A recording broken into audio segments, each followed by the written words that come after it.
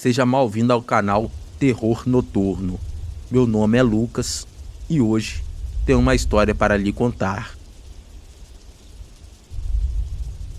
Mark era um adolescente comum, daqueles que gostam de se exibir como destemidos. O diferencial dele era afirmar que não sentia medo de nada e parecia mesmo acreditar nisso. Por conta disso, seus amigos o escolhiam frequentemente para participar das típicas apostas entre adolescentes. Desafiavam Mark a passar uma noite numa casa abandonada, lá no meio da floresta, atrás do mercadinho. Surpreendentemente, Mark sempre voltava, vencendo todas as apostas. Mas a vida de Mark não se resumia a essas façanhas. Ele tinha um fascínio pelo desconhecido, pelo ocultismo e por coisas que a maioria das pessoas só associa a filmes de terror. Era engraçado ver como os amigos de Mark recusavam convites para entrar no quarto dele. Tinham medo de encontrar algo que perturbasse o sono deles. No quarto de Mark, ele praticava a maioria de suas excentricidades, rituais, vídeos sobre satanismo e tudo que os fóruns afirmavam ser muito assustador ou capaz de tirar o sono de milhares de pessoas.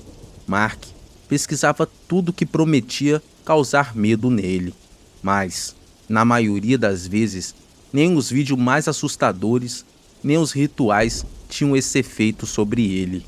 Mark se sentia orgulhoso disso. Mark se orgulhava de sua coragem até o primo de um amigo ficar sabendo das suas atividades. O garoto quis se mostrar esperto ao desafiar Mark, afirmando que era mais corajoso que ele.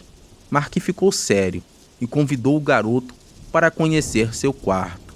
Os amigos de Mark ficaram apreensivos com aquilo, imaginando o que poderia acontecer lá dentro. Após 5 minutos de silêncio, ouviram um grito e o garoto batendo desesperadamente na porta, pedindo para sair. Mark retornou com uma risada longa. Ele parecia normal, mas o garoto estava visivelmente abalado. Depois desse incidente, Mark desenvolveu quase um vício, percebendo que o que fez não causou medo nele. Então, começou a explorar fóruns como 4chan e descobriu a Deep Web. Mark leu sobre pessoas que, ao acessar a Deep Web, enfrentaram perturbações ao se depararem com temas como pedofilia, canibalismo e fóruns de psicopatas. No entanto, isso seria apenas a superfície da Deep Web. Havia muitas camadas antes de chegar ao seu núcleo. Mark, ao julgar do que a Deep Web continha, deveria ser um de seus maiores desafios, tentar chegar ao centro da Deep Web, e que talvez lá ele encontre algo realmente assustador. Era empolgante para Mark. Como ele tinha certas habilidades de computação, ele conseguia acessar fóruns restritos e ler os comentários de psicopatas e de canibais que marcavam a hora para fazerem suas vítimas. O que para muitos poderiam parecer amedrontador e ilegal, para Mark, apenas mais motivos para ele se sentir poderoso. O pior de tudo era que ele não sentia medo algum. Aos poucos, ficou tão imerso em sua busca pelo centro da Deep Web que acabou afastando seus amigos. Até mesmo seus familiares acharam que Mark estava estranho demais, pois só saía do quarto dele quando era para jantar e quando tinha que ir para a escola. Na escola, muitas pessoas que passavam perto dele viam ele escrever símbolos estranhos e desenhar esquemas e espécies de gráficos caóticos e incompreensíveis. Talvez estivesse elaborando uma maneira de conseguir chegar de vez no centro da Deep Web. O único amigo que ainda restava de Mark era Brad, que ele conhecia desde o jardim de infância. Apenas para Brad que Mark contava sobre suas descobertas. Claro, o amigo dele não era um homem de ferro para conseguir ouvir tudo que Mark dizia sem acabar se sentindo desconfortável. Na última noite que Brad viu Mark murmurava uma espécie de código, coisa que ele fazia para não se esquecer. Mark estava irritado, repetido que naquela noite finalmente descobriria o que havia no centro da Deep Web. Após 2 semanas faltando, Brad é instruído pelo líder da classe a tentar falar com Mark, para ele parar de faltar nas aulas, pois era a reta final do ano e logo vinham as provas finais. Brad chega na casa de Mark, mas não havia ninguém na casa dele. Então Brad teria contornado a casa e entrado pela porta de vidro do quintal que estava aberta. Na casa de Mark não tinha absolutamente ninguém. Parecia que todos haviam sumido junto com ele. Brad continuou andando e notou que na cozinha todas as gavetas estavam abertas. Havia alguns talheres caídos no chão e as cadeiras da sala estavam todas caídas e desencostadas, como se quem estivesse nelas tivesse se levantado abruptamente. Brad pensou em subir no quarto de Mark, mas quando chegou na porta, viu ela entreaberta e com vários papéis no chão. Pareciam as anotações de Mark, sendo que elas poderiam ter sido marcadas com um ferro que parecia ter acabado de ter saído da brasa, muito parecido com aqueles marcadores de cavalo, só que neles tinham símbolos estranhos.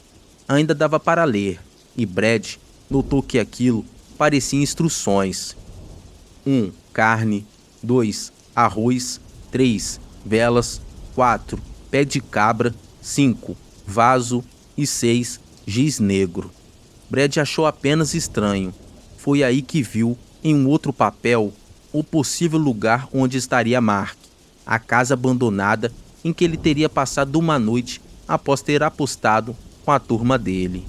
Brad foi correndo para lá, pois provavelmente era onde seu amigo estava. Mas Brad ainda tinha medo dentro de si. O que motivou a continuar foi sua curiosidade. Com certeza, o que Mark tinha de coragem e ousadia era o mesmo tanto que Brad tinha de curiosidade. Brad finalmente chegara na casa abandonada. O sol já começara a se pôr e Brad não tinha tempo para ter medo. Tinha que entrar lá e descobrir, Deus sabe lá como, o paradeiro de Mark e sua família. Estava escuro dentro do casarão e tudo que Brad tinha era uma câmera fotográfica. Ele ainda poderia usar a luz que emana do ecrã para poder tentar enxergar algo, e também que ainda tinha a luz do sol a seu favor. Brad então continuou a explorar a casa, até que começou a ver uma estranha trilha de giz de cor preta. Seria o giz incomum que Mark teria comprado na Deep Web? Aquilo se parecia muito com carvão. Brad seguia a trilha, iluminando com a luz da câmera digital. Eventualmente, achava as notas de Mark pela trilha. E então, notou que havia uma caixa de giz e velas que estavam na frente da porta do porão. Brad abriu a porta do porão lentamente e, vacilante, começou a caminhar pelas escadas rumo à escuridão do porão. Olhou para o relógio e viu que eram 6h30. Já deveria estar quase de noite. Brad se esforçou para não tropeçar enquanto descia pelas escadas e quando chegou, finalmente, onde estaria o porão, sentiu que pisou em uma espécie de tapete de carne. Nisso, na total escuridão, ouviu uma voz familiar. Brad? Brad havia identificado a voz de Mark, mas não conseguia vê-lo.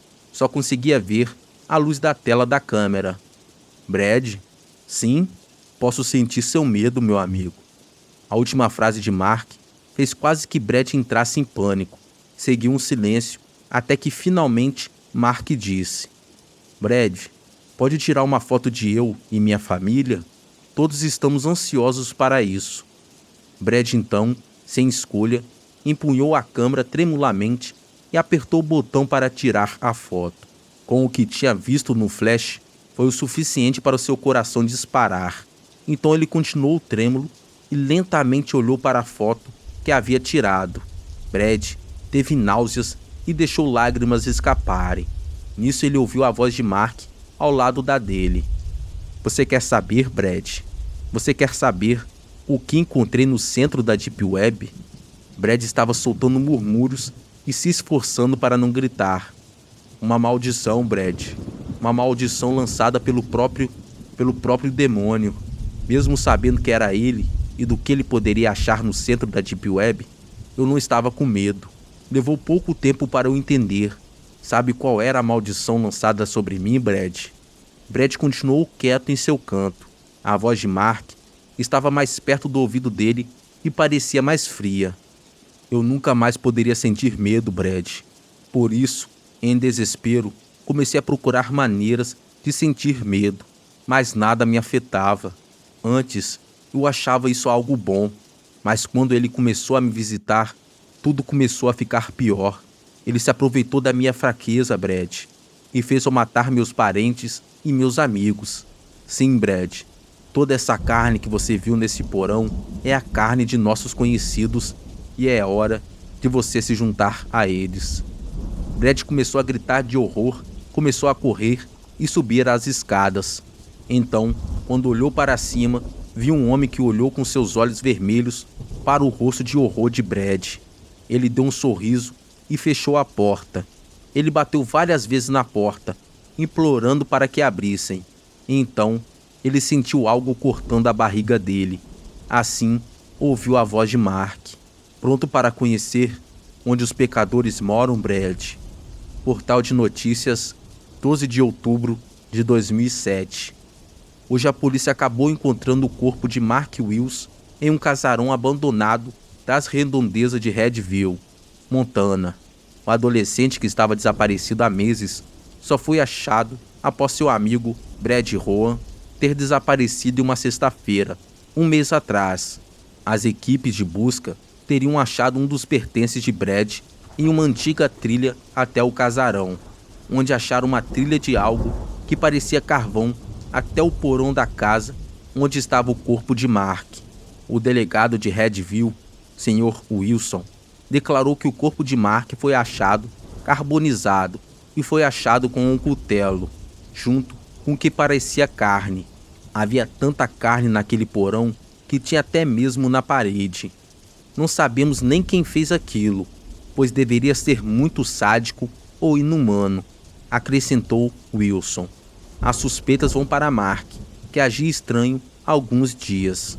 O que os policiais acharam foram os pertences de algumas pessoas, como a câmera digital de Brad e a carteira do pai de Mark. Não há conclusões sobre a morte de Mark. Acreditam na possibilidade de suicídio, embora as marcas e cortes no corpo de Mark sugerem homicídio. O caso foi arquivado, mas foi achada uma foto peculiar na câmera digital de Brad. Aqui está a foto. Você sentiu medo ao encarar o rosto de Mark? Você seria capaz de afundar a si mesmo nas profundezas mais nojentas e doentias da mente? O que você acha que encontraria lá? Sentir medo é humano. Se você se quiser livrar dele ou querer mascará-lo, lentamente as consequências virão e lentamente você perderá a humanidade. Boa noite.